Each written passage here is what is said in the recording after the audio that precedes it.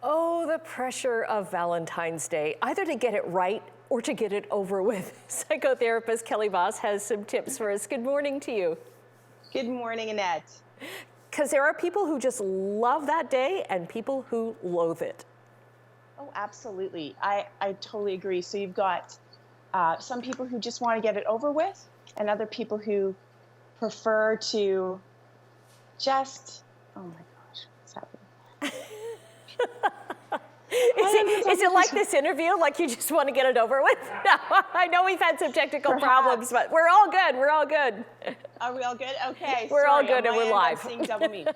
So yeah, some people just want to get it over with, do the day or ignore the day, and other people are really into it. So I think this is the balance sometimes, whether you're a single person or whether you are in a couple. And I think, each to their own, because even in the couple, you might have differences as well. We're hearing a lot, I've been hearing a lot more the last few years about Valentine's Day or Galentine's Day, Yes. where it's just like, okay, forget it, we're on our own, but we're gonna do like self-love or just celebrate friendship, right? The love of friends. Yeah, absolutely. So that's an option, right? If you're just on your own and you'd prefer to either just have a bath, eat some chocolate, do something just for you, have a nice self-care day, that's fantastic.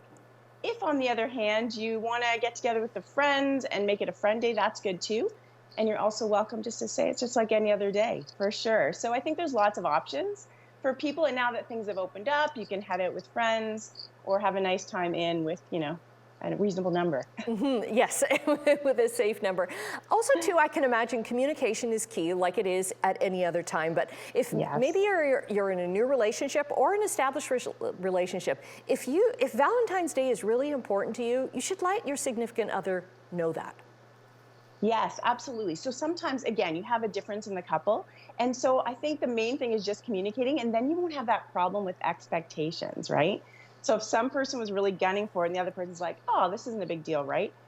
That's an important conversation to have. And maybe there's a compromise to be had where it's maybe not over the top, but something that you can both say, this feels right for us as the couple. And it's just that important conversation to have, right? Yes, absolutely. Just having that conversation helps a lot. Also, this year you've got the whole pandemic thing. So I was thinking about couples where one's in isolation, one isn't, or you can't get together because you live in different places.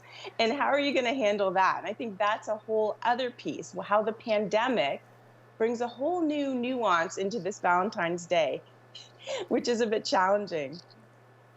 Especially because maybe you're cooped up with the person with your Valentine all the time, and maybe you just need a break. I didn't even think I about am that, not speaking from experience. If Daniel, my husband, is watching, not speaking from experience. No, not you, right, but for other people maybe. Yeah. Well, and it's funny because my kids, one was in isolation, one wasn't, and they played Battleship outside the door, because you think there's not that many games where you don't need to exchange cards or something. Yeah. So maybe it's a game of Battleship or streaming something together, but you have to get a little bit creative in a pandemic Valentine's Day for sure, especially if one of you is isolating. And it's just one of those holidays, it's almost like Christmas, but for relationships, right? Because there's just so much expectation, so much commercialism about it. Right, and some people just react to that off the hop. And I think sometimes we can just keep that bigger picture, let's just celebrate love. And of course, it shouldn't be the only day you do it. I get that. And I think that's what some people have problems with. You want to celebrate your love all year round. But, if you can have a little bit of fun with it, I think it's changed a lot over the years. I think there is a lot more, as you say, these Valentine's Day, or even about, getting a little something for your kids on Valentine's Day. But yeah, it's morphed. I don't think you have to have it so pressured and love bombed anymore. May I ask you how you celebrate it, or how you like to celebrate it?